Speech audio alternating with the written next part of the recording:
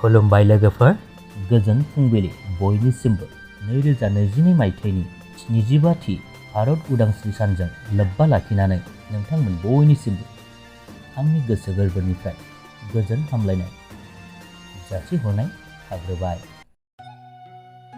लोगोफोर, नोंथांमोना बे स्क्रिनाव नुबाय थानाय भिडिअ क्लिपानो जादों दिनै रिलिज खालामजानो गोनां गेमस्रि दैमारिनि मोनसे बड' मिउजिक भिडिअनि नुथाय।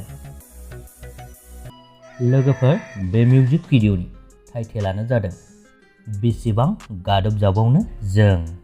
बिथांनि बे मिउजिक भिडिअनि गेजेरजों बर' हारिया जे दिनैसिमबो जेथिंबो उदां नङा आरो गुबुन हारिजों आसाम सरकारजों गोदोनिफ्रायनो गादबजाबोगासिनो दङ, बेफोरखौनो फोरमायनो थांदों होननानै बे मिउजिक भिडिअनि टाइटेल आरो भिडिअ क्लिपखौ नायनानै एसेब्लाबो हमनो हायो।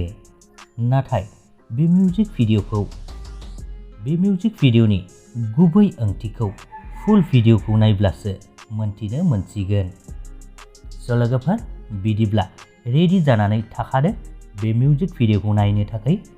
दसे समनि उनावनो बे मिउजिक भिडिअखौ जिडि प्रडाक्शन इउटुब चेनेलनि गेजेरजों रिलिज खालामनाय जासिगोन।